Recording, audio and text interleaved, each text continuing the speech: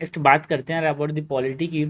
सो polity की revision की बात करेंगे, रैपिड रिवीजन की। तो सबसे पहले तो हम बात करते हैं अबाउट द कंपनी रूल, जो कि कब से कब तक था। 1773 से लेके 1858 तक कंपनी ने रूल किया था, जो ईस्ट इंडिया कंपनी है उसने। इसके बाद यहाँ पे जो क्राउन था, दैट इज़ ब्रिटिश जो क्राउन था, जो रानी थी वहाँ के डायरेक्ट रूल करती थी। तो पहले कंपनी रूल करती, उसकी बात करते तो उसने एक तरह से पहले तो जो रेगुलेटिंग एक्ट आया 1773 का, वही इंपॉर्टेंट है। इसके इंपॉर्टेंट प्रोविजंस क्या है। जो गवर्नर जनरल ऑफ बंगाल है उसको गवर्नर जनरल, है ना, जो गवर्नर ऑफ बंगाल है उसको गवर्नर जनरल ऑफ बंगाल बोला, मतलब वो गवर्न करेगा, गवर्नर ऑफ बंगाल रहेगा, as well as the Madras जो कि उसके सब ऑर्डिनेट रहेगा। And Warren Hastings is the first governor general यार।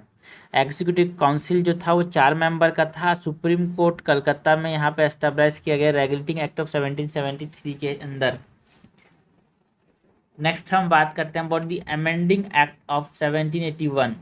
इसने जो गवर्नर जनरल है उसको एग्जेम्प्ट किया, एंड जो सर्वेंट्स हैं उसको एग्जेम्प्ट किया from the jurisdiction of the supreme court. तो सुप्रीम कोर्ट जो है गवर्नर जनरल और उसके सर्वेंट्स पे कार्यवाही नहीं कर सकता। एंड जो रिवेन्यू मैटर्स है उसको एक्सक्लूड किया यहाँ से। And appeal for provisional court to governor general in council not supreme court. ठीक है,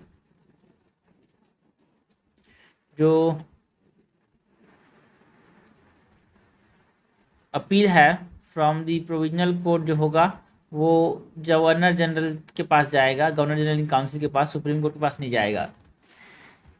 नेक्स्ट हम बात करते हैं अबाउट दी चार्टर एक्ट।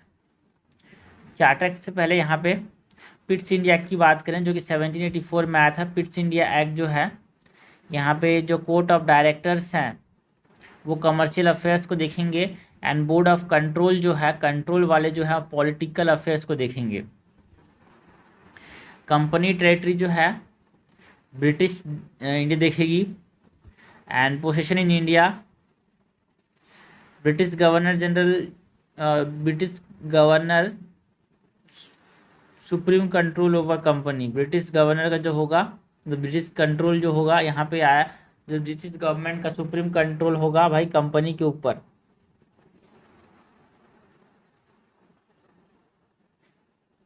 ठीक है, and companies territory is British possession in India, ये बताया गया पिट्स इंडिया एक्ट ऑफ 1784 में। नेक्स्ट हम बात करते हैं about the charter act of 1853 की।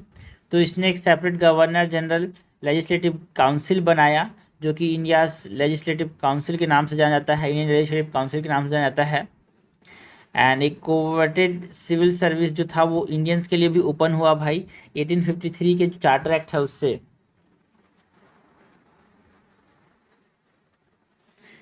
And covenanted civil service was open to Indian also. And जो इंडियन रिप्रेजेंटेशन था इन इंडियन लेजिस्लेटिव काउंसिल जो था वो हमको देखने को मिला फर्स्ट टाइम। जो चार्टर एक्ट है हमारे पास 1853 के अंदर, जहाँ पे 6 में से 4 जो होंगे वो लोकल्स होंगे।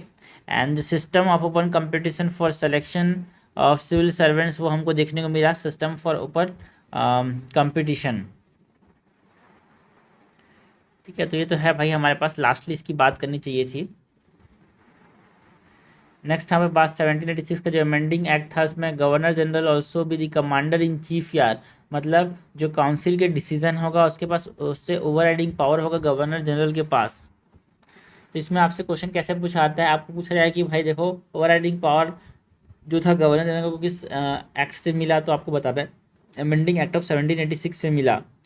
जो चार्टर एक्ट है 1793 का, इसने जो ट्रेड मोनोपोली है कंपनी का उसको 20 ईयर से और बढ़ा दिया। एंड जो बोर्ड ऑफ कंट्रोल है जो कि किसको देखते थे, पॉलिटिकल अफेयर्स को, पेड फॉर मतलब इंडियन रिवेन्यू से पेड किया जाएगा बोर्ड ऑफ कंट्रोल को, जो कि पॉलिटिकल अफेयर्स को देखते थे उनको इंडियन रिवेन्यू से पैसा दिया जाएगा। नेक्स्ट जो चार्टर एक्ट है 1813 का, उसकी बात करें, इसने जो ट्रेड मोनोपोली था 20 साल तक बढ़ाया था भाई। जो चार्टर एक्ट है हमारे पास 1793 का, बट जो ट्रेड मोनोपोली है उसको एबॉलिश कर दिया, except for the free trade and trade with China. And asserted the sovereignty of British crown. ये चार्टर एक्ट है 1813 का, उसने बोला कि ब्रिटिश क्राउन सबसे ऊपर होगा over the company territory in India. And Christian missionaries को यहाँ पे अलाउड किया भाई इन इंडिया। एंड जो प्रोविज़न है for the spread of western education, ये हमको देखने को मिला through the charter act of 1813। Authorities जो है मतलब ऑथराइज लोकल गवर्नमेंट जो होंगे वो इम्पोज करेंगे टैक्सेस को। एंड जो कंपनी का जो टेरिटरी होगा in India where held by it in trust of his majesty, मतलब जो क्राउन है उसके ट्रस्ट पे कंपनी इसको रखेगी इंडिया के अंदर। And his heir and successors, तो ये इंपॉर्टेंट है, interest of his majesty his heir and his successors जो होंगे उसको देखेंगे कंपनी की टेरिटरी को इंडिया के अंदर। नेक्स्ट जो चार्टर एक्ट है 1813 का, इसकी बात करें तो ये इंपॉर्टेंट है भाई। गवर्नर जनरल ऑफ बंगाल को यहाँ पे गवर्नर जनरल ऑफ इंडिया यहाँ पे बनाया गया है ना। मतलब जो विलियम बेंटिक थे वो फर्स्ट गवर्नर जनरल थे India. And company from commercial body to एक एडमिनिस्ट्रेटिव बॉडी बन गए पहले, सबसे पहले कमर्शियल बॉडी से एडमिनिस्ट्रेटिव बॉडी जो है वो चार्टर एक्ट ऑफ 1833 के बाद बनी। और हमने बात कर लिया अबाउट चार्टर एक्ट ऑफ 1853 की जो कि लास्ट थे यहाँ पे। This is all about the companies rule. उसके बाद हम बात करते हैं क्राउन रूल की, मतलब जो राजा रानी थी जो कि रूल करती थी यहाँ पे डायरेक्टली इंडिया को 1858 से 1947 तक। इस समय कौन कौन से इंपॉर्टेंट लॉज आए, कौन कौन से एक्ट्स आए। तो government of India act of 1858 बहुत इंपॉर्टेंट है। It act for the good government of India and power जो था वो ट्रांसफर किया गया from company to the crown. जो गवर्नर जनरल ऑफ इंडिया होगा उसको अब वाइस रॉय ऑफ इंडिया कहने लगा। And Lord Canning is the first viceroy of India. And secretary of state बनाया गया फॉर इंडिया।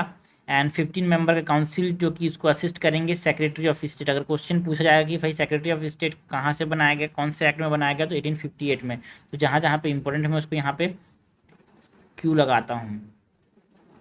नेक्स्ट जो है वो इंडियन काउंसिल एक्ट है भाई 1861 का।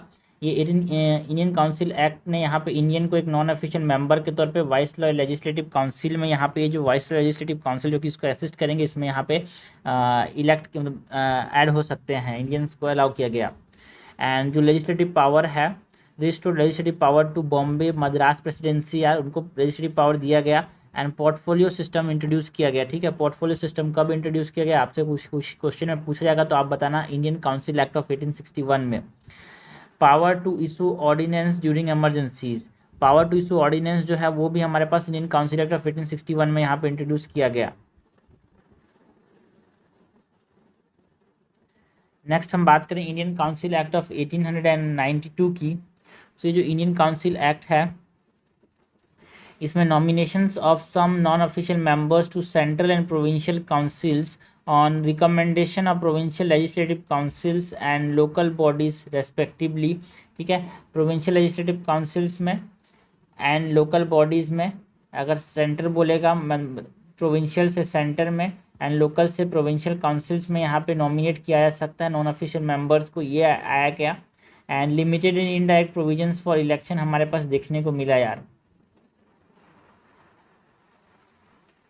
नेक्स्ट जो इंडियन काउंसिल एक्ट है 1909 का, उसकी बात करें तो it is also known as the Morley Minto reforms. यार इसमें नॉन ऑफिशियल मेजोरिटी को अलाउ किया गया in the provincial legislative councils. Non official members को अलाउड किया गया in the provincial legislative council. मतलब प्रोविंस मतलब क्या है, सपोज ये इंडिया है तो इसको हम सेंट्रल लेवल की बात करें। प्रोविंशियल मतलब स्टेट, जैसे छत्तीसगढ़ हो गया, मध्य प्रदेश हो गया, उड़ीसा हो गया आज के ज़माने में। एंड जो इंडियन काउंसिल एक्ट है 1909 का, it allowed Indian in the executive council of viceroy. And Satyendra Prasad Sinha जो थे वो पहले पर्सन से एज अ मेंबर जिन्होंने यहाँ पे लॉ मेंबर ज्वाइन किया था executive council of vice Roy को। तो यहाँ पे क्वेश्चन हमसे पूछा जाता है इंडियन एग्जीक्यूटिव काउंसिल में जो गवर्नमेंट ऑफ इंडिया एक्ट है 1909 का, इसको मोर्ले मिंटो रिफॉर्म्स बोलते हैं। इंडियन काउंसिल एक्ट ऑफ 1909, यहाँ पे पहली बार इंडियंस को एग्जीक्यूटिव काउंसिल में अलाउ किया गया। लेजिस्लेटिव काउंसिल्स में तो यहाँ पे देखो भाई, लेजिस्लेटिव काउंसिल्स में तो यहाँ पे 1961 में अलाउ कर दिया गया था। बट एग्जीक्यूटिव काउंसिल, ठीक है, नियम बनाने में, नियम को लागू करने में बहुत अंतर होता है। लेजिस्लेटिव के बाद एग्जीक्यूटिव काउंसिल में पहली बार 1909 में इंट्रोड्यूस किया गया। एंड सेपरेट इलेक्टेड का कॉन्सेप्ट आया फॉर द मुस्लिम, यार है ना, एक तरह से सिस्टम ऑफ कम्युनल रिप्रेजेंटेशन हमको देखने को मिला। तो आपसे कोई पूछा जाएगा सेपरेट इलेक्टेड फॉर मुस्लिम ये कब आया था, 1909 का जो काउंसिल इंडियन काउंसिल एक्ट है उससे आया। एंड डिस्कसिंग बजट पावर मिला भाई यहाँ पे कि आप डिस्कस कर सकते हो बजट को। नेक्स्ट जो है government of India act of 1919, जिसको हम क्या बोलते हैं, मॉन्टेगू चिम्सफोर्ड रिफॉर्म के नाम से जानते हैं। And demarcation of central and provincial subjects, या ये सेंटर इस पर नियम बनाएगा, ये प्रोविंस इस पर नियम बनाएगा, ये डिमार्केशन हमको देखने को मिला। एंड प्रोविंशियल सब्जेक्ट जो है further divide into transferred and reserve subjects, जिसको हम क्या बोलते हैं, डाईआरकी, टू ऑथोरिटी। जो प्रोविंशियल है, एक तो सेंट्रल हो गया, एक प्रोविंशियल हो गया। इस प्रोविंशियल को भी यहाँ पे हमने क्या किया, दो पार्ट में डिवाइड किया, एक ट्रांसफर्ड सब्जेक्ट, एक रिजर्व सब्जेक्ट। सो डाईआरकी पहली बार इंट्रोड्यूस कब हुआ, तो आपसे कोई पूछा जाएगा तो government of India act of 1919 में डाईआरकी इंट्रोड्यूस किया गया एट दी प्रोविंस। यहाँ पे प्रोविंस में, यहाँ पे डाईआरकी एट दी प्रोविंस, एक सेंटर है एक प्रोविंस है, इसमें प्रोविंस में ट्रांसफर एक रिजर्व सब्जेक्ट है। So dyarchy at the province. Di means two, archy means authority, दो ऑथोरिटी है यहाँ पे, एक ट्रांसफर सब्जेक्ट एंड एक रिजर्व सब्जेक्ट को देखने वाले। एंड बाई कैमरलिज्म हमारे पास इंट्रोड्यूस हुआ यार। बाई कैमरलिज्म मतलब दो हाउसेस होंगे यहाँ पे। एंड डायरेक्ट इलेक्शन हमारे पास देखने को मिला। तो बाई कैमरलिज्म और डाईआरकी एट दी प्रोविंस कब इंट्रोड्यूस हुआ, तो आपसे कोई पूछा जाएगा तो आपको बताना है government of India act of 1919 में डायरेक्ट इलेक्शन यहाँ पे देखने को मिले। पहले सिर्फ और सिर्फ कम्युनल रिप्रेजेंटेशन जो था, कम्युनल इलेक्टोरेट जो थे, है ना, वो सिर्फ और सिर्फ मुस्लिम्स के लिए थे। ये communal representation it is extended to other communities. यार यहाँ से भी क्वेश्चन आता है, कम्युनल इलेक्टोरेट जो है अदर कम्युनिटीज़ के लिए। ये जितने भी जो मैंने ये क्राउन रूल, ये जो क्राउन रूल और जो कंपनी रूल का जो बात की मैंने, इससे बहुत क्वेश्चन आते हैं, both in modern history as well as in the Indian polity यार। ठीक है, तो ये इंपॉर्टेंट है। कम्युनल रिप्रेजेंटेशन एक्सटेंड किया गया अदर कम्युनिटीज़ के लिए। ऑफिसर ऑफ हाई कमिश्नर ये क्रिएट किया गया यहाँ पे government of India act of 1919 से। तो government of India act of 1909, 1919 and 1935 बहुत इंपॉर्टेंट है। Central public service commission was setup यार। यहाँ पे सेंट्रल पब्लिक सर्विस कमीशन कब सेटअप किया गया, तो government of India act of 1919 से सेटअप किया गया, ये आपको बताना है। नेक्स्ट जो है वो है government of India act of 1935, mini constitution तो नहीं बोलते, बट हाँ बहुत बड़े बड़े चेंजेस यहाँ पे हमको देखने को मिले। तो एक ऑल इंडिया फेडरेशन बनाया गया भाई, जिसमें हमारे पास प्रिंसली स्टेट्स हैं, प्रोविंसेस होंगे, एक तरह से ये यूनिट्स के तौर पे काम करेंगे ऑल इंडिया फेडरेशन के अंदर। पावर जो है वो federal, provincial and current list में डिवाइड किया गया। प्रोविंशियल ऑटोनॉमी मतलब जो स्टेट्स एक तरह से आप बोल सकते हैं, उनको मिला भाई, उनको ताकत मिला कि वो अपने डिसीजन खुद ले सकते हैं। डाईआरकी जो था प्रोविंस के, उसको अबॉलिश कर दिया गया, मतलब जो ट्रांसफर्ड एंड रिजर्व सब्जेक्ट जो थे प्रोविंस के अंदर, वो इंट्रोड्यूस कब हुए थे, 1919 के जो गवर्नमेंट ऑफ इंडिया एक्ट है, जिसको हम क्या बोलते हैं, मॉन्टेगू चिम्सफोर्ड रिफॉर्म बोलते हैं, उससे इंट्रोड्यूस हुए थे। एबॉलिश कैसे हो गए, government of India act of 1935 से। डाईआरकी अब कहाँ पे इंट्रोड्यूस हुआ भाई, सेंटर में। वो डाईआरकी प्रोविंस से हट गया, अब ट्रांसफर्ड एंड रिजर्व सब्जेक्ट जो थे वो सेंटर में आ गए। तो दोनों क्वेश्चन आता है, dyarchy introduce at the province आपसे पूछा जाएगा तो आपको बोलना government of India act of 1919। Dyarchy introduce at the central level तो आपको बोलना government of India act of 1935। और आपसे पूछा था डाईआरकी रिमूव्ड कब किया गया एट दी प्रोविंस, तो बोलना है भाई government of India act of 1935। RBI, federal court, provincial and joint public service commission, ये कब बनाया गया, government of India act of 1935 से। एंड बाई कैमरलिज्म देखने को मिला 6/11 प्रोविंसेस में हमारे पास बाई कैमरलिज्म मीन्स 2 चेंबर्स, एक अपर हाउस एक लोअर हाउस हमको देखने को मिला यार।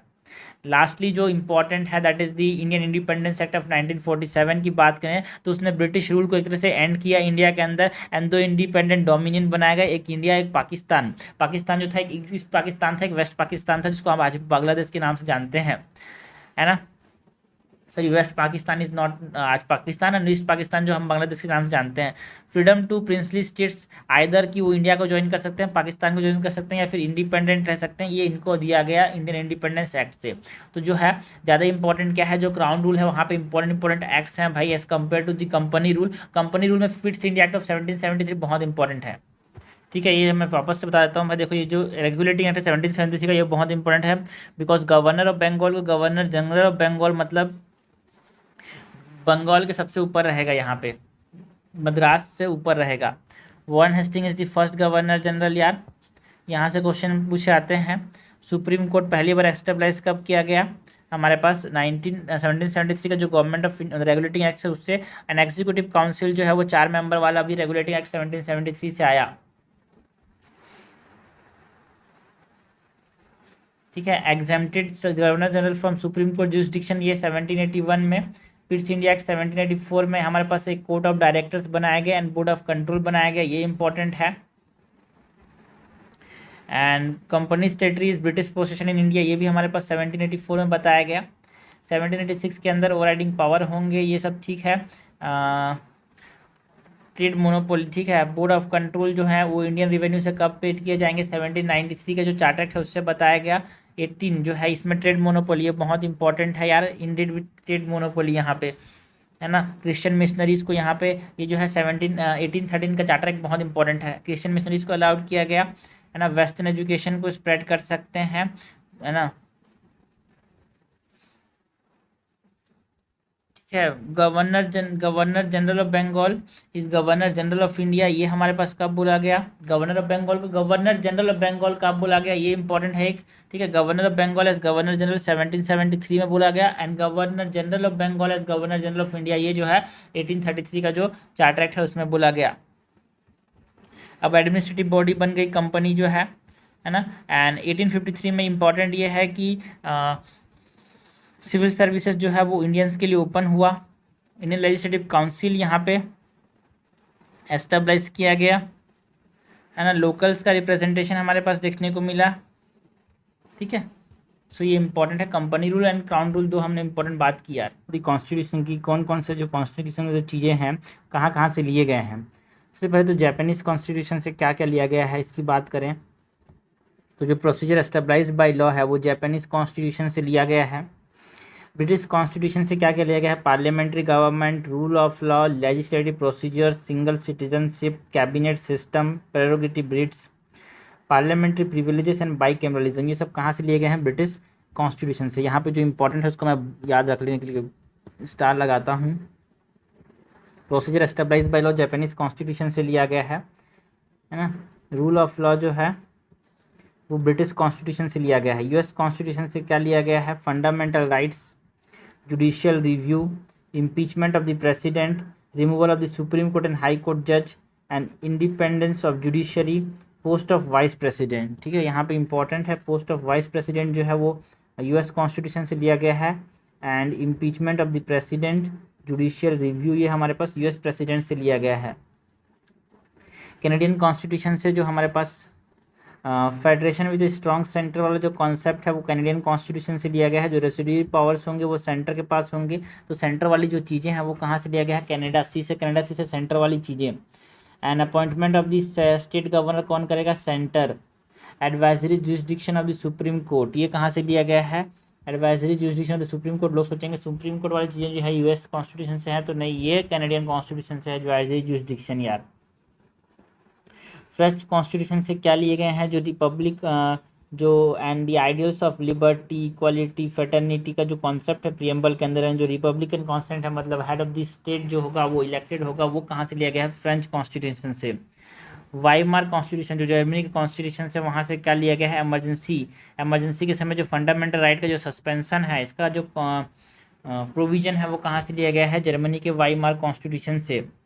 साउथ अफ्रीकन कॉन्स्टिट्यूशन से क्या लिया गया है, जो procedure for the amendment of the constitution and election of the member of the Rajya Sabha के मेंबर को इलेक्शन कैसे करेंगे, एंड जो अमेंडमेंट का प्रोसीजर होगा वो कहाँ से होगा, कैसे होगा, वो हमारे पास साउथ अफ्रीकन कॉन्स्टिट्यूशन से लिया गया है।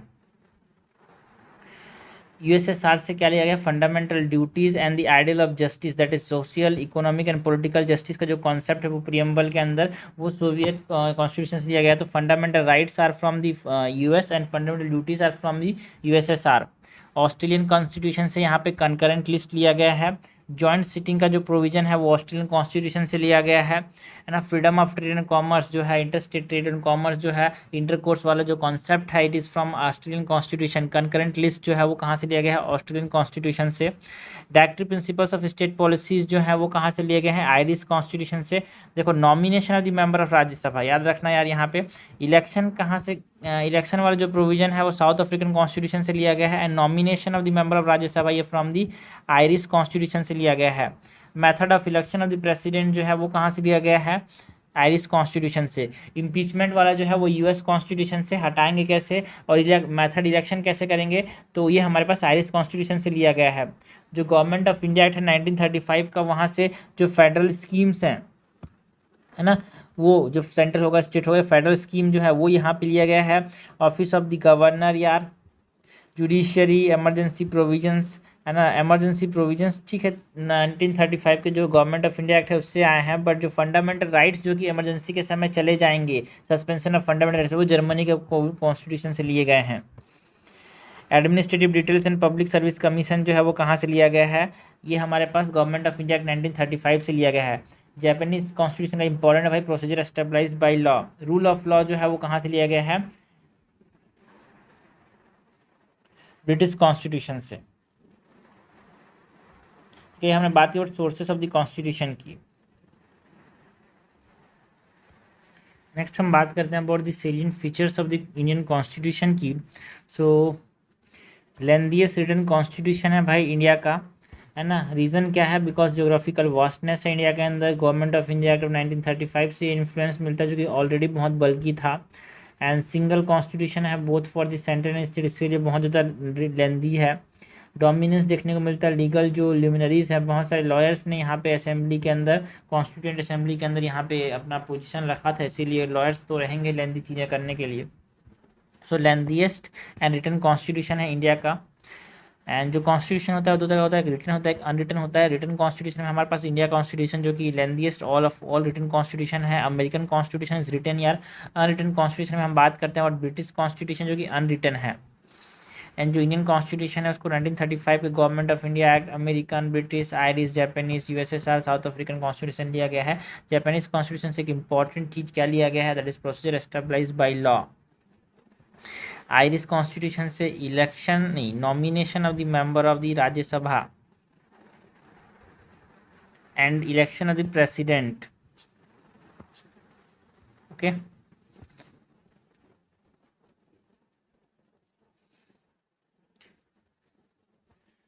नेक्स्ट बात करें तो ये हमने देखा कि भाई ड्रॉन फ्रॉम वेरियस सोर्स है कि भी ये भी हमारे पास एक सेकेंड फीचर है।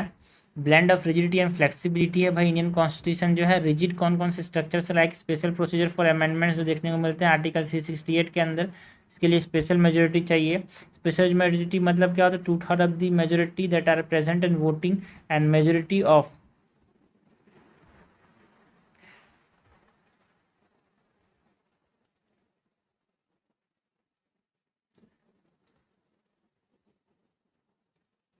टू थर्ड मेजोरिटी होना चाहिए, special majority plus majority of present and voting, ठीक है।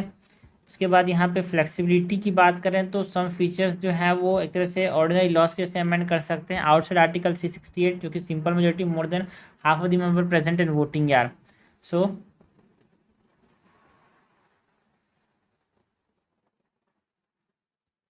नेक्स्ट जो silent feature is the parliamentary form of government, हमको पार्लियामेंट्री फॉर्म ऑफ गवर्नमेंट देखने को मिलता है। प्रेसिडेंशियल फॉर्म ऑफ गवर्नमेंट हमको यूएसए में देखने को मिलता है। पार्लियामेंट्री फॉर्म जो है इंडिया के अंदर, इसके फीचर्स की बात करें सो इसमें नॉमिनल एंड रियल एग्जीक्यूटिव होता है, मेजोरिटी पार्टी रूल होता है, ठीक है, और collective responsibility of executive to the legislature हमको देखने को मिलता है यहाँ पे। And membership of the ministers in the legislature यार, leadership of the PM and CM देखने को मिलता है। And dissolution of lower house is possible. एंड ये जो पार्लियामेंट्री गवर्नमेंट है इंडिया के अंदर वो ब्रिटिश पार्लियामेंट से कैसे डिफरेंस है, बिकॉज ब्रिटिश पार्लियामेंट के अंदर ब्रिटिश पार्लियामेंट सोवरेन होता है एंड एक हेरिडिटरी हेड होता है, मतलब मोनार्क होता है, एक राजा या फिर रानी होती है ना। बट यहाँ पे जो इंडियन पार्लियामेंट है यहाँ पे Indian parliament is not supreme यार, कॉन्स्टिट्यूशन सुप्रीम होता है, एक इलेक्टेड हेड होता है हमारे यहाँ जिसको हम क्या बोलते हैं, प्रेसिडेंट बोलते हैं, ठीक है। पार्लियामेंट हमारे यहाँ सुप्रीम नहीं होता, और वहाँ पे ब्रिटेन के अंदर यहाँ पे मोनार्क जो होता है वो इलेक्टेड मतलब हेरिडिटरी हेड होता है वहाँ पे। नेक्स्ट जो salient feature it is the federal system with unitary bias, हमारे पास एक फेडरल सिस्टम है। फेडरल फीचर्स हैं कुछ एंड कुछ यूनिटरी फीचर्स भी हैं। लाइक फेडरल फीचर्स में हम बात करते हैं अबाउट व्हाट, फेडरल फीचर्स में हम बात करते हैं डिवीजन ऑफ पावर की, है ना। 2 डिवीजन ऑफ पावर है हमारे पास, सेंट्रल स्टेट में पावर डिवाइडेड है, 2 गवर्नमेंट है ना, 2 government state and centre. Written constitution, independent judiciary is the part of the federal feature, written constitution federal feature, rigid constitution is a part of federal feature, so written and rigid ये है federal features के, ठीक है। दोनों अपना अपना ताकत रखते हैं। इंडिपेंडेंट जुडिशरी भी ये बताता है कि भाई स्टेट के पास अपना ताकत होगा, सेंटर के पास अपना ताकत होगा। यूनिटरी फीचर्स में हम बात करते हैं कि स्ट्रॉन्ग सेंटर है भाई, सिंगल कॉन्स्टिट्यूशन, सिंगल वाली चीज़ें जो है, एंड कॉन्स्टिट्यूशन वाली जो चीज़ें हैं, रिजिड एंड रिटन, ये जो है वो फेडरल पार्ट है। Single citizenship and single constitution, ये दोनों जो है वो unitary, unit is single.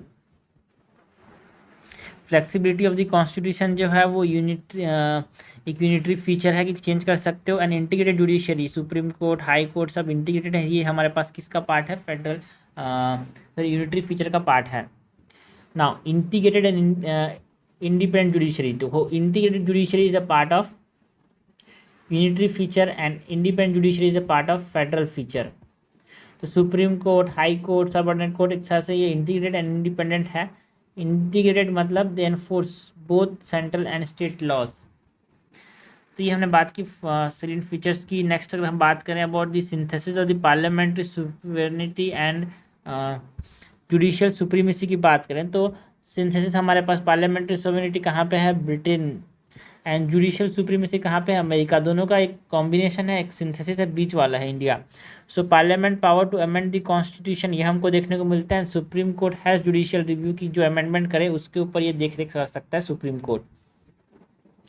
Next जो silent feature it is fundamental right, जो कि पॉलिटिकल डेमोक्रेसी को प्रमोट करते हैं। Fundamental rights promote democracy, that is political democracy. And DPSP promote economic democracy यार, जो कि जस्टिफाइबल इन नेचर होते हैं, ठीक है, कोई एब्सोल्यूट नहीं है, रीजनेबल रेस्ट्रिक्शन है, ये सैक्रोसेंट नहीं होते हैं, मतलब पवित्र नहीं है। It can B repeal, fundamental rights को हम इमरजेंसी के समय ले सकते हैं, जिसको हमने कहाँ से लिया, जर्मनी के वाइमार रिपब्लिक, वाइमार कॉन्स्टिट्यूशन से। कुछ इंडिपेंडेंट बॉडीज़ हैं भाई इंडियन कॉन्स्टिट्यूशन में, like election commission of India, comptroller auditor general, UPSC, state PSC, this are independent bodies यार, है ना। बुलवर्क ऑफ डेमोक्रेटिक सिस्टम बोलते हैं इंडिपेंडेंट बॉडीज़ को। इनको इंडिपेंडेंस कहाँ से मिला भाई, ये इंडिपेंडेंट कैसे हैं, बिकॉज इनके पास सिक्योरिटी ऑफ टेन्योर है, एक फिक्स सर्विस कंडीशन है, इनका जो खर्चा है, एक्सपेंसेस जो है वो कॉन्स्टिट्यूट फंड ऑफ इंडिया से आते हैं, तो बिना पार्लियामेंट के वो अंदर वोट किए कोई रोक नहीं सकता। नेक्स्ट जो salient feature it is a secular state, कोई स्टेट रिलीजन नहीं होता है ना। एक पॉजिटिव कॉन्सेप्ट होता है, एक नेगेटिव कॉन्सेप्ट होता है। तो नेगेटिव कॉन्सेप्ट ऑफ सेक्युलरिज्म का मतलब, जो कि नेगेटिव कॉन्सेप्ट जो है, जो वेस्टर्न कॉन्सेप्ट है, जो कि यूरोपियन एंड यूएस कॉन्स्टिट्यूशन यहाँ पे अप्लाई करते हैं, यूएस की गवर्नमेंट इस्तेमाल करती है, जिसमें एक सेपरेशन होता है, रिलीजन और स्टेट एक दूसरे से बहुत दूर रहेंगे, एक स्ट्रिक्ट सेपरेशन देखने को मिलता है। बट पॉजिटिव कॉन्सेप्ट के अंदर यहाँ पे इंडिया में देखने को मिलता है, जो पॉजिटिव कॉन्सेप्ट ऑफ सेक्युलरिज्म है, इंडियन सिचुएशन में देखने को मिलता है, जहाँ पे हर रिलीजन को इक्वली प्रोटेक्ट किया जा रहा है, स्ट्रिक्ट सेपरेशन नहीं है, सबको बराबर प्रोटेक्ट किया जाएगा। ये सेक्युलर स्टेट जो कि इंडिया के अंदर एक इंसिडेंट फीचर है कॉन्स्टिट्यूशन का। यूनिवर्सल एडल्ट फ्रेंचाइज हमको देखने को मिलता है, मतलब हर 18 साल के ऊपर वाले लोगों को रिस्पेक्टिव रिलीजन, रेस, कास्ट, है ना, सबको वोट देने का अधिकार है। फ्रॉम 21 से 18, पहले जो था 21 साल था minimum age for voting, but उसको 18 कर दिया गया 21 से, through the 61st constitutional amendment of 1987 Rajiv Gandhi के समय। Now directive principles of state policy की बात करें, तो directive principles of state policy एक नोवल फीचर है भाई हमारे पास। Directive principles of state policy is a novel feature of the Indian constitution, because इसमें 3 तरह के हमारे पास प्रिंसिपल्स हैं, एक सोशलिस्ट प्रिंसिपल, एक गांधीयन प्रिंसिपल, एक लिबरल इंटेलेक्चुअल प्रिंसिपल।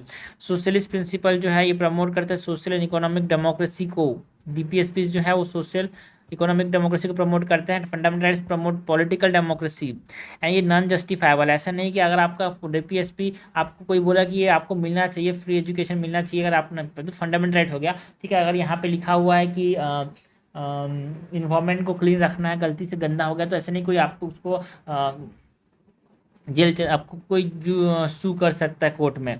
लेकिन फंडामेंटल राइट, अगर आपको बोला है कि आपको राइट टू एजुकेशन है, राइट टू प्राइवेसी आपका वायलेट हुआ, तो आपके पास जा सकते हो सुप्रीम कोर्ट के पास, हाई कोर्ट के पास, तो ये जस्टिफाइबल है, it can be sue in the court of law, ठीक है। फंडामेंटल ड्यूटी जो कि 42nd कॉन्स्टिट्यूशनल अमेंडमेंट ऑफ 1976 से ऐड किए गए हैं, this are also non justifiable. So fundamental duties DPSPs this are on non justifiable यार। Fundamental rights are justifiable, they are not absolute, they are not sacrosanct. And cooperative societies हमको देखने को मिलता है यार, that is added by 97 constitutional amendment act and multi state cooperatives plus parliamentary societies हमको देखने को मिलते हैं। अदर कोऑपरेटिव सोसाइटीज़ की बात करें जो कि स्टेट लेजिस्लेचर, देखो मल्टी स्टेट कोऑपरेटिव्स को पार्लियामेंट यहाँ पे देखेगा एंड अदर कोऑपरेटिव सोसाइटीज़ को स्टेट लेजिस्लेचर देखेगा। एक 3 टायर गवर्नमेंट देखने को मिलता है जो किसी पर सिर्फ इंडियन कॉन्स्टिट्यूशन में देखने को मिलता है भाई, एक सेंटर होगा, एक स्टेट होगा, एक लोकल गवर्नमेंट। ठीक है, लोकल गवर्नमेंट मतलब पंचायती राज इंस्टीट्यूशन हमको देखने को मिलते हैं, that is panchayat and municipalities, जो कि 73rd and 74th constitutional amendment of 1992 से ऐड किए गए थे। Single citizenship, single is a type of unitary feature, ये हमारे पास इंडिया में देखने को मिलता है। गोल क्या है, एक यूनाइटेड इंटीग्रेटेड इंडियन नेशन बनाए हम। यूएस के अंदर डुअल सिटीजनशिप होता है, मतलब सिटीजन ऑफ यूएसए होता है and citizen of particular state like Alaska है ना, फ्लोरिडा। इंडिया के अंदर सिर्फ और सिर्फ आप क्या होगा, सिटीजन ऑफ इंडिया ही होगा, सिटीजन ऑफ छत्तीसगढ़ नहीं हो सकता, सिटीजन ऑफ उड़ीसा नहीं हो सकता। ठीक है, तो ये हमने बात की about the salient features of Indian constitution की। Next preamble of the constitution की बात करें तो प्रियम्बल के अंदर क्या लिखा हुआ है, we the people of India have solemnly resolve to constitute India into a sovereign socialist secular democratic republic and to secure all its citizen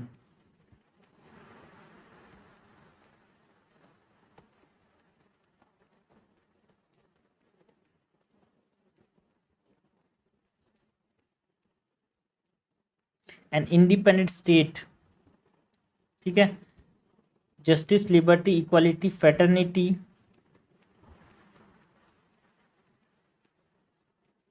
ये सब लिखा हुआ है। ठीक है, और बहुत सारी चीज़ें मेंशन्ड हैं।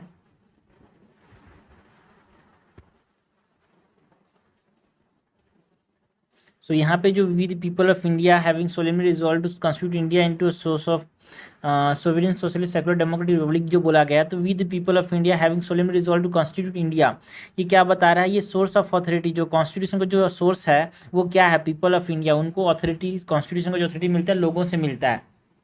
इसमें sovereign socialist secular democratic Republic, ये जो है ये नेचर ऑफ इंडियन स्टेट के बारे में बताया गया है। सोवरेन का मतलब क्या है, एक इंडिपेंडेंट स्टेट होगा जो कि अपने कंडक्ट खुद से कर पाएगा, किसी और के दबाव में आए बिना। सोशलिस्ट, ये जो है 42nd कॉन्स्टिट्यूशनल अमेंडमेंट ऑफ 1976 से ऐड किया गया था।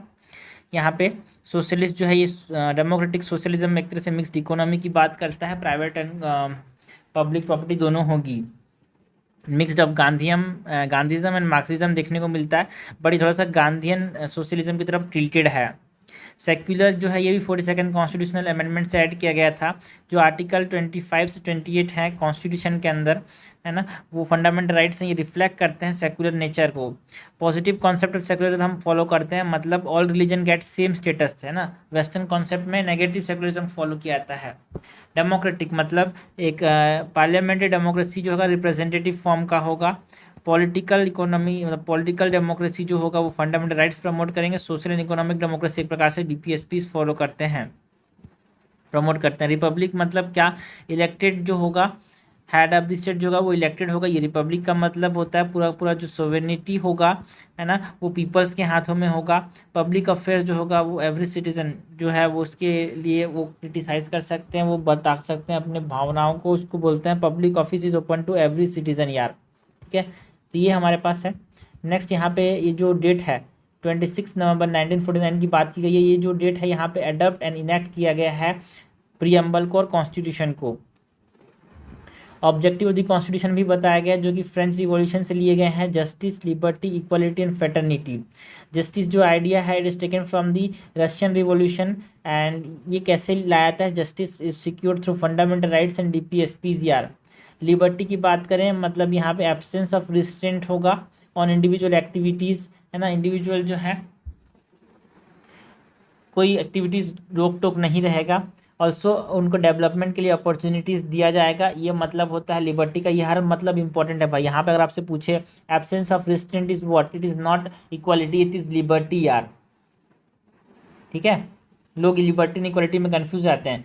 एब्सेंस ऑफ स्पेशल प्रिविलेजेस अगर बात किया जाए तो इसका मतलब क्या होता है, विदाउट एंड डिस्क्रिमिनेशन। अगर एब्सेंस ऑफ स्पेशल प्रिविलेजेस है इसका मतलब होता है इक्वालिटी। ये छोटी छोटी चीज़ें लोग कंफ्यूज होकर गलत कर देते हैं। Civic, political and economic equality हमको देखने को मिलता है। फ्रेटर्निटी भाईचारा जो है ये 42nd कॉन्स्टिट्यूशन अमेंडमेंट से ऐड किया गया था।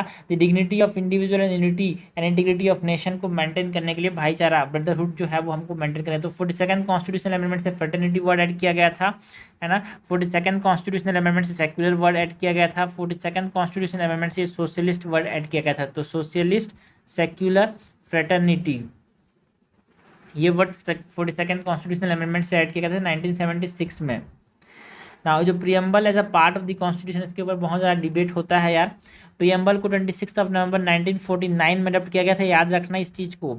प्रियम्बल इज अडॉप्टेड एट 26 नवंबर 1949। लोग क्या करते हैं, कन्फ्यूज हुए, 26 जनवरी 1950 टिक कर देते हैं। तो नवंबर में यहाँ पे अडॉप्ट एंड इनैक्ट किया गया था, ठीक है। ये जो इंपॉर्टेंट चीज़ है ये अडॉप्ट एंड इनैक्ट, लोग इसमें भी कन्फ्यूज रहते हैं, ठीक है भाई। सो 26 नवंबर 1949 में ये अडॉप्ट एंड इनैक्ट हुआ था। ना बेरीबारी यूनियन केस ने बोला कि preamble is not a part of constitution यार, ठीक है। केस दे के आपसे पूछा जाता है कि प्रियम्बल पार्ट है कि नहीं। केशव भारती केस ने बोला कि yes it is a part of the constitution, इसने बोला, है ना। It is a important, it is a part of the basic structure doctrine, it is subjected to basic structure doctrine यार। केशव भारती किसने बोला it is a part. LIC of India case जो कि 1995 में था, इसने बोला ये इंटीग्रल पार्ट है। तो अभी preamble is an integral part of the constitution. Berubari ने बोला पार्ट नहीं है, केशव केस ने बोला पार्ट है, एंड हमारे पास LIC वाले केस ने बोला कि preamble is an integral part of the constitution यार, ठीक है। This is all about the preamble. Next हम बात करते हैं अबाउट यूनियन एंड टेरिटरीज की। तो article 1 to 4 part 1 of the constitution का है, जो कि किसके साथ डील करता है, यूनियन एंड टेरिटरीज के साथ डील करता है। आर्टिकल 1 जो है ये क्या बोलता है, India that is Bharat shall be a union of state rather than a federation of state, ठीक है। भारत क्या बोलता है, यूनियन ऑफ स्टेट बोलता है। यूनियन ऑफ स्टेट का मतलब क्या है, जो Indian federation it is not result of an agreement among the states, की आपस में स्टेट्स ने मिलकर एग्रीमेंट बनाया हो। जैसे कि अमेरिकन फेडरेशन के अंदर जो डिफरेंट डिफरेंट स्टेट्स थे, 13 जो कॉलोनीज थे, उन्होंने मिल के एक एग्रीमेंट बनाया, और है ना, ये American federation USA United states of America को बनाया। But India is not the result of an agreement यार। जो स्टेट्स का कोई राइट नहीं है कि वहाँ पर वो निकल सके इस फेडरेशन से, ठीक है। सो इसका इसीलिए इसको यहाँ पे यूनियन ऑफ स्टेट्स नहीं बोला गया, मतलब फेडरेशन ऑफ स्टेट्स नहीं बोला गया, यूनियन ऑफ स्टेट्स बोला गया है इंडिया को। स्टेट्स के पास कोई राइट नहीं है कि वो बाहर निकल सकें। State do not have the right to secede out of the federation, ठीक है। ये आर्टिकल 1 बोलता है India that is Bharat shall be union of state, ठीक है। यूनियन ऑफ स्टेट बोला गया है। Notably the territory of India is a wider expression यार। आपसे कोई पूछा जाए कि टेरिटरी ऑफ इंडिया बड़ा है कि यूनियन ऑफ इंडिया बड़ा है, तो सिंपल से याद रखने का ट्रिक है, ठीक है।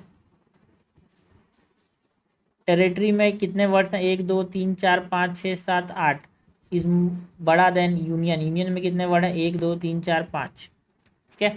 सो आपको कोई बोला जाए यूनियन ऑफ इंडिया में और टेरिटरी ऑफ इंडिया में क्या डिफरेंस है, ठीक है। तो territory of India is a wider expression because territory of India के अंदर टेरिटरीज ऑफ स्टेट्स भी आते हैं, like princely states and British province, plus union territories आता है, प्लस जो एक्वायर्ड टेरिटरीज हैं वो। बट यूनियन ऑफ इंडिया बोले तो उसमें सिर्फ और सिर्फ कौन कौन से स्टेट्स आते हैं, उसमें आपको सिर्फ और सिर्फ कौन से स्टेट्स देखने को मिलेंगे, है ना। टेरिटरी ऑफ इंडिया में आपको territory of states plus union territories plus territories which are acquired in future,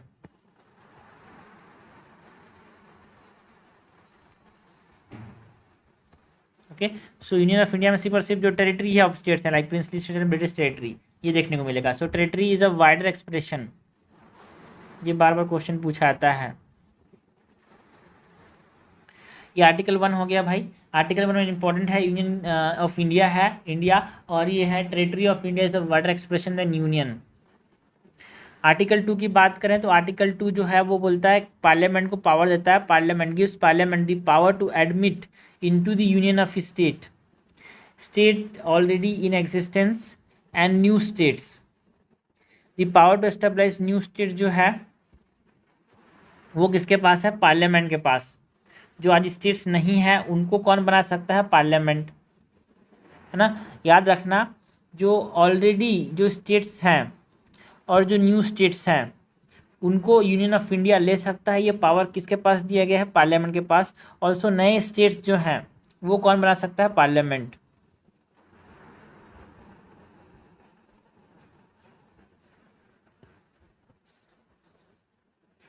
article 3 जो है वो क्या बोलता है, इट रीऑर्गेनाइज और make changes in the existing states. अगर एग्जिस्टिंग स्टेट्स में चेंज करने हैं, ठीक है, नए स्टेट्स बनाने हैं तो पार्लियामेंट बनाएगा। अगर एग्जिस्टिंग स्टेट्स में चेंज करने हैं तो प्रायर रिकमेंडेशन चाहिए भाई प्रेसिडेंट का। एंड प्रेसिडेंट जो है एग्जिस्टिंग स्टेट में चेंज करना है तो इसको कंसर्न स्टेट जिस स्टेट में चेंज किया है उसको वापस से इसको रिफर करेगा, है ना, बट उसका जो व्यूज़ है वो बाउंड नहीं होगा प्रेसिडेंट, चाहे तो करे ना तो ना माने उसको, ठीक है। तो आपसे कोई पूछा जाए कि नए स्टेट बनाना है तो आर्टिकल 2 के अंदर आएगा कि आर्टिकल 3 के अंदर आएगा, आर्टिकल 2 के अंदर आएगा। एग्जिस्टिंग स्टेट्स के अंदर चेंज लाने हैं तो आर्टिकल 2 के अंदर आएगा कि आर्टिकल 3 के अंदर लाएगा, आर्टिकल 3 के अंदर आएगा। Article 3 is related to president and article 2 is related to parliament. यार आर्टिकल 2 वाली जो चीज़ें हैं वो उसको पार्लियामेंट पावर मिलता है यहाँ पे आर्टिकल 2 से, एंड आर्टिकल 3 से जो है वो प्रेसिडेंट को पावर मिलता है। यहाँ पे एग्जिस्टिंग स्टेट्स को यहाँ पे चेंज कर रहा है पार्लियामेंट, जो है न्यू स्टेट्स को अगर बनाना है तो वो पार्लियामेंट आर्टिकल 2 से जाएगा, ठीक है। नाउ आर्टिकल 4 जो है ये बोलता है कि जो आर्टिकल 2 एंड आर्टिकल 3 जो है ये कॉन्स्टिट्यूशनल अमेंडमेंट के अंदर नहीं आते। मतलब किसी स्टेट में अगर कोई चेंज कर रहा है ना प्रेसिडेंट, या फिर कोई नया स्टेट बना रहा है पार्लियामेंट, तो ये कॉन्स्टिट्यूशनल अमेंडमेंट नहीं कहलाएंगे। This is outside article 368। It can be passed with simple majority because article 368 जो है वो कॉन्स्टिट्यूशनल अमेंडमेंट के साथ रिलेटेड है, तो इसके लिए स्पेशल मेजोरिटी चाहिए, बट ये आउटसाइड दी कॉन्स्टिट्यूशनल अमेंडमेंट है तो इसके लिए स्पेशल मेजोरिटी नहीं चाहिए। आर्टिकल 3 एंड आर्टिकल 2 के लिए मतलब अगर आपको एक एग्जिस्टिंग स्टेट में चेंजेस आने हैं या फिर कोई नए स्टेट्स को लेने हैं या फिर बाहर से एक्वायर करना है तो वो कॉन्स्टिट्यूशनल अमेंडमेंट के अलग होगा, वो कॉन्स्टिट्यूशनल अमेंडमेंट के अंदर नहीं आएगा। एक ऑर्डिनरी लेजिस्लेटिव प्रोसेस से हम कर सकते हैं। जो बारी बारी यूनियन जो कि वेस्ट बंगाल के अंदर था उसको पाकिस्तान को दिया गया। ये हमारे पास आर्टिकल 3 जो है also include the power to secede Indian territory to the foreign country. देखिए हमने बोला कि ठीक है बाकी देश से तो हम ले सकते हैं, क्या ये आर्टिकल 3 के अंदर, जहाँ पे आर्टिकल 3 के अंदर क्या बोला गया है कि हम दूसरे देश को कंट्री दे सकते हैं यहाँ पे, है ना, एग्जिस्टिंग स्टेट्स में जो हमारे पास है उसमें हम चेंजेस ला रहे हैं बिकॉज हम उसको दूसरे देश को भी दे सकते हैं कि एग्जिस्टिंग स्टेट्स में जो चेंजेस ला रहे हैं उसको हम दूसरे देश को दे सकते हैं, क्या ये आर्टिकल 3 के अंदर आता है। तो सुप्रीम कोर्ट ने हेल्ड किया कि जो आर्टिकल 3 है does not cover the secession of Indian territory to foreign country. ना भाई ना, हम कंट्री दूसरे कंट्री को नहीं दे सकते, हमारे अंदर ही उसको चेंज ला सकते हैं बट हमारे जो स्टेट जो एग्जिस्टिंग स्टेट्स को दूसरे को नहीं दे सकते। इट कैन बी सीसीड मतलब दूसरे देश को दे सकते हैं only through a constitutional amendment यार। तो इसके लिए हमारे पास 9th कॉन्स्टिट्यूशनल अमेंडमेंट लाया गया to transfer territories to Pakistan. And supreme court ने सेटलमेंट किया of boundary dispute with other countries, it does not need CA। Constitute boundary dispute को कवर करने के लिए, सेटल करने के लिए कॉन्स्टिट्यूशन अमेंडमेंट नहीं चाहिए, ऐसा सुप्रीम कोर्ट ने बोला। एंड जो एक्सचेंज ऑफ टेरिटरीज है विद बांग्लादेश जो है वो हमारे पास 100th कॉन्स्टिट्यूशनल अमेंडमेंट से किया गया। बारी बारी यूनियन का जो केस था उसमें 9 कॉन्स्टिट्यूशनल अमेंडमेंट करके ट्रांसफ़र किया गया। एंड 100 कॉन्स्टिट्यूशनल अमेंडमेंट में हमारे पास एक्सचेंज किया गया विद बांग्लादेश। एंड जो अमेंडमेंट था it is modified provision relating to the 4 states like मसम बोलता हूँ असम, मेघालय, वेस्ट बंगाल एंड त्रिपुरा के साथ जो कॉन्सेप्ट है उसको यहाँ पे मॉडिफाई करता है। Now evolution of states and union territories की बात करें तो 2 कमीशन इंपॉर्टेंट है हमारे पास यहाँ पे, धर कमीशन है ना, एंड एक हमारे पास है JVP कमीशन। दोनों ने, धर एंड JVP ने यहाँ पे रिजेक्ट किया कि हमारे पास ऑर्गेनाइजेशन करेंगे, रीऑर्गेनाइजेशन करेंगे लैंग्वेज के बेसिस में। दोनों ने बोला कि हम एडमिनिस्ट्रेटिव कन्वीनियंस के बेसिस में यहाँ पे करेंगे, not on the language. But जो आंध्र प्रदेश है और पोटी श्रीरामुलु का जो फास्ट हुआ उसकी वजह से यहाँ पे हमको देखने को मिला, उनकी डेथ हो गई, इसकी वजह से यहाँ पे आक्रोश देखने को मिला। एक न्यू तेलुगु स्पीकिंग स्टेट बना जो कि मद्रास से बना यार। एंड फजल अली कमीशन ने बोला कि देखो भाई लैंग्वेज को एक्सेप्ट कर सकते हैं as a basis for reorganization, but 1 state 1 language को इन्होंने रिजेक्ट किया, ठीक है। तो याद रखने का तरीका क्या है, देखो यहाँ पे 4 धर कमेटी में अंदर 4 वर्ड है, JVP के अंदर 3 वर्ड है, बट फजल अली के अंदर यहाँ पे 7 वर्ड्स हैं। तो ये दोनों पहले आए, ये बाद में आया। सो come first, so they rejected language as a basis, but it comes later। Fast के बाद हुआ, डेथ होने के बाद, पोटिसी रामोलो की स्ट्राइक के बाद आया, so comes later, so accepted language as a criteria. ठीक है, but one state one language का कॉन्सेप्ट को इसने हटा दिया। ठीक है भाई, सो ये हमने बात की about the union and territories की। नेक्स्ट बात करते हैं अबाउट दी सिटीजनशिप की। सो राइट्स एंड प्रिविलेजेस जो किसी पर सिटीजन को मिलते हैं वो आपको याद रखने हैं भाई। राइट टू वोट सी पर सिर्फ इंडियन सिटीजन्स को मिला है। ठीक है, right to conduct in the election ये सिर्फ और सिर्फ इंडियन सिटीजन्स को मिलता है। And right to hold certain officers like president, vice president, supreme court and high court के जब सिर्फ और सिर्फ इंडियन सिटीजन्स ही बन सकते हैं। सो राइट एंड प्रिविलेजेस जो कि 15 देखो जो भी चीज़ें हैं 15, 16, 19, 29, 30, 15, 16, 19, 29, 30 वाली जो चीज़ें हैं उसी पर सिर्फ इंडियन सिटीजन को मिला। मतलब राइट अगेंस्ट डिस्क्रिमिनेशन सिर्फ और सिर्फ इंडियन सिटीजन के लिए लाया गया है। Right to equality of opportunities in public employment इसी पर सिर्फ इंडियन सिटीजन्स के लिए है। Right to freedom of speech, expression, movement, residence and profession ये इसी पर सिर्फ इंडियन सिटीजन्स के लिए है। कल्चरल एंड एजुकेशनल राइट्स इसी पर सिर्फ इंडियन सिटीजन्स के लिए। ठीक है, तो नेक्स्ट 1 to 4 जो है वो यूनियन टेरिटरी के साथ डील करता है। नेक्स्ट जो हमारे पास आर्टिकल 5 है वो डील करता है विद सिटीजनशिप यार। सो सिटीजनशिप बाय डोमिसाइल जो कौन कौन ले सकता है, जो कि इंडिया के अंदर बॉर्न है या फिर उसके आइदर ऑफ पेरेंट जो कि इंडिया के अंदर मम्मी या फिर पापा दोनों में से कोई एक भारत में पैदा हुआ हो, या फिर ऑर्डिनरी रेसिडेंट अगर 5 साल से ज़्यादा अगर वो रहा हो, जब हमारे पास कॉन्स्टिट्यूशन बन रहा था उस समय यहाँ पे 5 साल से ज़्यादा भारत में रहा हो तो उसको सिटीजनशिप मिल जाएगा by domicile. Constitutional provision related to citizenship की बात करें सो ये यूनियन लिस्ट के अंदर सिटीजनशिप आता है। सिटीजन का जो टर्म है ये कॉन्स्टिट्यूशन के अंदर डिफाइंड नहीं है। आर्टिकल 5 to आर्टिकल 11 जो है वो सिटीजनशिप के साथ डील करते हैं। ये नवंबर 26 को एनफोर्स किया गया था, तो प्रियम्बल भी नवंबर 26, 1949 को एनफोर्स किया गया था। एज वेल एज सिटीजनशिप के जो प्रोविजंस हैं वो भी नवंबर 26, 1949 को देखने को मिले आए। तो आर्टिकल 4 की बात करें तो सिटीजनशिप बाय आर्टिकल 5 की बात करें तो ये सिटीजनशिप बाय डोमिसाइल किसको मिलेगा वो बात करता है।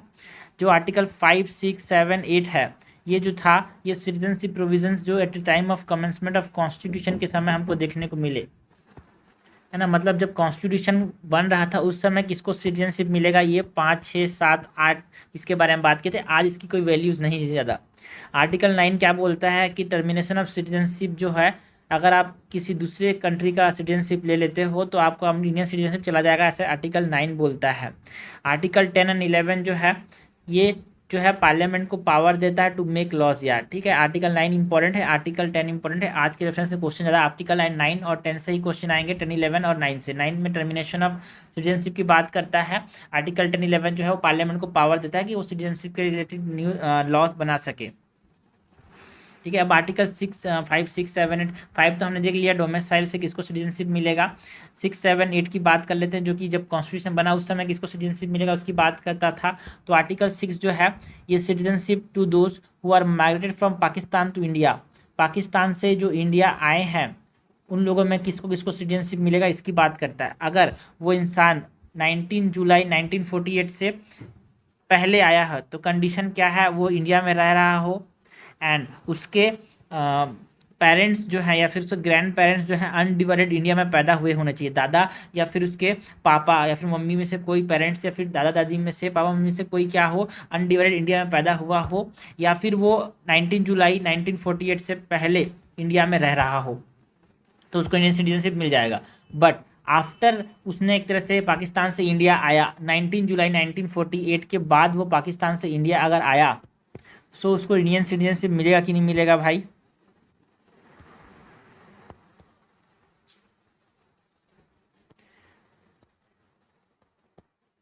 सो इसका कंडीशन क्या है, अगर ठीक है बाद में आया 19 जुलाई 1948 के बाद में आया तो उसके अगर पेरेंट्स जो है मम्मी पापा या फिर दादा दादी में से कोई एक अनडिवाइडेड इंडिया में पैदा हुआ हो तो उसको इंडियन सिटीजनशिप मिल जाएगा। अगर 19 जुलाई 1948 के बाद आके उसने एटलीस्ट 6 मंथ रहा हो, है ना,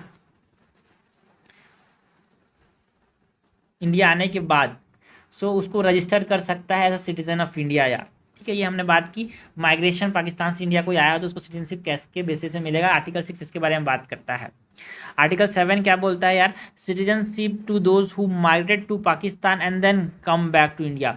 पहले इंडिया से पाकिस्तान चले गए, फिर पाकिस्तान से वापस इंडिया आए, तो उनको किस बेसिस में सिटीजनशिप मिलेगा, तो has to spend at least 6 month after migrate to India. वो ठीक है, पाकिस्तान चले गए थे, वापस आने के बाद इंडिया में कम से कम 6 महीने रहना पड़ेगा, उनको रजिस्टर करना पड़ेगा सिटीजन के लिए। ठीक है, जैसे यहाँ पे जो पाकिस्तान जो है 19 जुलाई 1948 के बाद से जो आए और जो पाकिस्तान चले गए थे वापस जो है, उनको दोनों को यहाँ पे रजिस्टर कराना पड़ेगा। ये रजिस्टर का कॉन्सेप्ट याद रखना।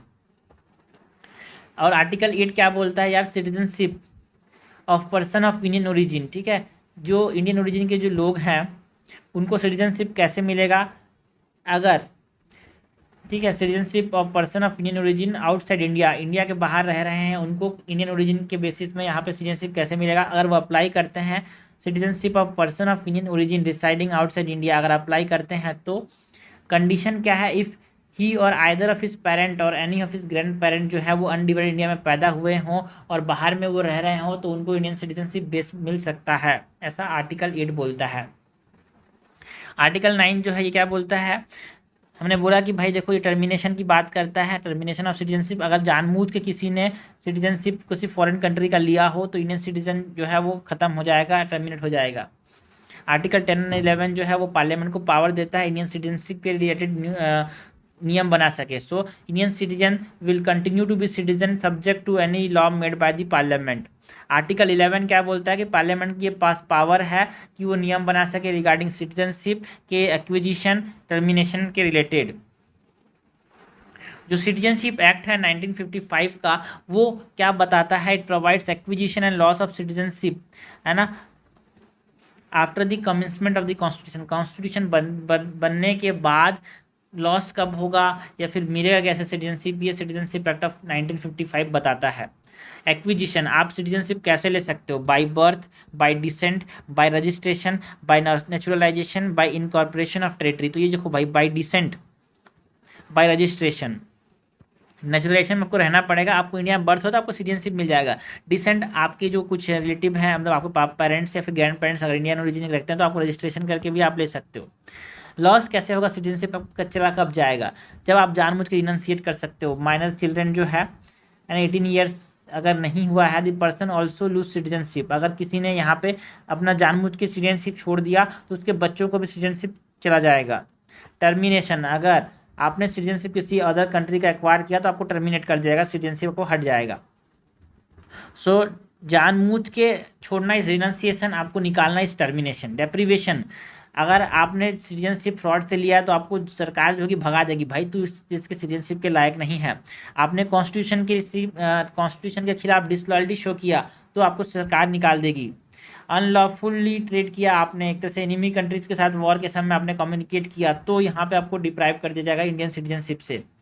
Also you have been an ordinary resident out of India, अगर आप 7 साल बाहर रहते हो तो आपको यहाँ पे इंडियन सिटीजनशिप से हटा दिया जाएगा, एक्सेप्ट कुछ एजुकेशनल एंड कुछ आप काम से गए हो तो उस केस में। With in 5 years after registration और नेचुरलाइजेशन, आपने सपोज करो रजिस्ट्रेशन से या फिर नेचुरलाइजेशन से इंडियन सिटीजनशिप लिया था और इसके 5 साल के अंदर ही आपको 2 साल से ज़्यादा जेल मिल गई, 2 साल से ज़्यादा जेल की सज़ा मिल गई तो आपको यहाँ पे इंडियन सिटीजनशिप से डिप्राइव किया जाएगा। ठीक है, तो जो सिटीजनशिप अमेंडमेंट एक्ट है 1985 में जो आया था, ये एक स्पेशल प्रोविजन लाया इसने भाई for the citizenship of person जो कि असम अकॉर्ड्स के अंदर कवर्ड किए गए थे, है ना।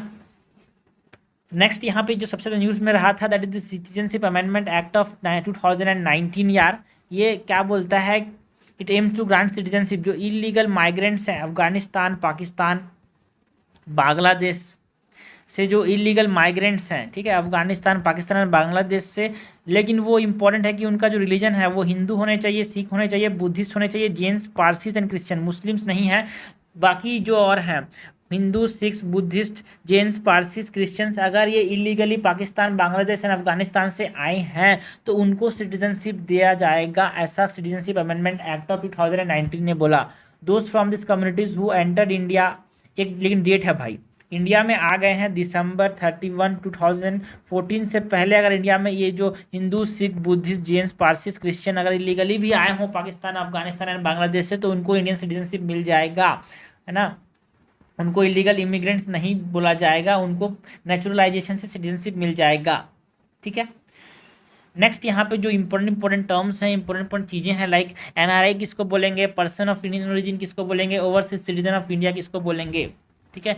तो NRI is a Indian citizen only, ठीक है। बाकी जो पर्सन ऑफ इंडियन ओरिजिन और जो ओवरसीज सिटीजन ऑफ इंडिया है, ये इंडियन सिटीजन नहीं होते, but NRIs are Indian citizen. याद रखना, एनआरआईज जो होते हैं वो इंडियन सिटीजन ही होते हैं, बट जो पीआईओ होते हैं एंड जो ओवरसीज सिटीजन ऑफ इंडिया होते हैं, this are not Indian citizens. तो एनआरआई किसको बोलेंगे, ऐसा इंडियन सिटीजन जो कि ऑर्डिनरी आउटसाइड इंडिया रहता हो, ज़्यादातर समय इंडिया के बाहर रहता हो, बट उसके पास इंडियन पासपोर्ट हो, उसको हम एनआरआईज बोलते हैं। इसको सारे के सारे जो इंडियन सिटीजन को जो बेनिफिट मिलते हैं, सारे इसको बेनिफिट मिलेंगे, ठीक है। जब तक कोई सरकार ने ऐसा इसको वर्जित ना किया जाए कि भाई तेरे को ये जो एनआरआई है उनको सिटीजन्स के ये लाभ नहीं मिलेंगे, तब तक इनको सारे इंडियन सिटीजन्स के जो फ़ायदे हैं वो मिलेंगे। इनको इंडिया में आने के लिए कोई वीज़ा की जरूरत नहीं पड़ती भाई, क्योंकि ये इंडियन सिटीजन्स ही हैं। बाकी जो पीआईओ है, पर्सन ऑफ इंडियन ओरिजिन की बात करें, तो ऐसा कोई भी इंसान जिसके एंसेस्टर्स जो हैं इंडियन नेशनल्स थे एंड वो किसी और देश का सिटीजनशिप या फिर नेशनलिटी रखता हो और वो फॉरेन पासपोर्ट रख रहा है, तो वो फॉरेन सिटीजन ही है, but person of Indian origin, because इसके पेरेंट्स, ग्रैंड पेरेंट्स, एंसेस्टर्स जो थे वो इंडिया के थे। तो इनको कोई स्पेसिफिक बेनिफिट नहीं मिलता इंडिया आने के लिए, इनको वीज़ा की जरूरत पड़ती है, बिकॉज ये इंडियन सिटीजन तो है नहीं। OCI ये भी इंडियन सिटीजन नहीं है, ओवरसीज सिटीजन ऑफ इंडिया। ये कार्ड होल्डर एक स्कीम था पहले। A person registered on the OCI citizen of India card holder, जो कि सिटीजनशिप एक्ट ऑफ 1955 के अंदर यहाँ पे रजिस्टर किया जाता था।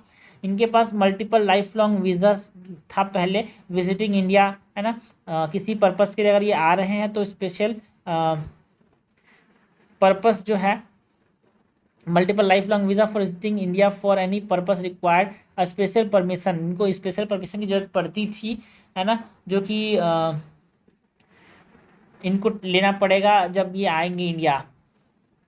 बट एग्जेम्पशंस मिलता था registration with in foreign regional registration office से, ठीक है। इनको जो overseas citizen of India card holder जब भी रखते थे तो क्या फ़ायदा मिलता था कि इनको फॉरेन रजिस्ट्रेशन नहीं करना पड़ता था, जो फॉरेन रीजनल रजिस्ट्रेशन ऑफिसर के साथ रजिस्ट्रेशन करना पड़ता था उसको इनको करना नहीं पड़ता था। तो एनआरआईज के साथ अपना फ़ायदे शेयर करते थे ये।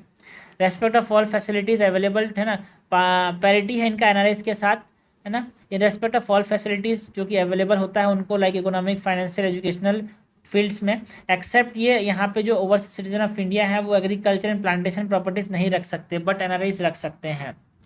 दे are treated as par as NRIs with matters of inter country adaptation of Indian childrens. अगर इंडियन चिल्ड्रेंस रह रहे हैं, अगर इंटर कंट्री एडेप्टेशन कर रहे हो तो एनआरआईज के सही ट्रीट किया जाता है ओवरसीज सिटीजन ऑफ इंडिया को। एक चीज़ और है कि ये इंडिया को विजिट कर सकते हैं without visa for the life time, ठीक है। जो पर्सन ऑफ इंडियन ओरिजिन है उनको वीज़ा की जरूरत पड़ती है, बट जो overseas citizen of India card holder है उनको वीज़ा की जरूरत नहीं पड़ती। They are treated as residents of India national in matters of tariff, air fares and जो डोमेस्टिक सेक्टर्स हैं उनमें यहाँ पे इनको इंडियन सिटीजन ही माना जाता है। बट ये जो पर्सन ऑफ इंडियन ओरिजिन, ये जो कार्ड है पहले माना जाता था, जो पहले प्रोविजंस थे, बट इसको यहाँ पे विड्रॉ कर दिया गया गवर्नमेंट ऑफ इंडिया के द्वारा, ठीक है। एंड ये जो ओवरसीज सिटीजन ऑफ इंडिया है इसी के साथ जो पर्सन ऑफ इंडियन ओरिजिन वाला जो मर्ज कर दिया, इन दोनों को, पीआईओ को हटा दिया गया 9 जनवरी 2015 के अंदर, ठीक है। सो ये हमने बात की अबाउट दी सिटीजनशिप की।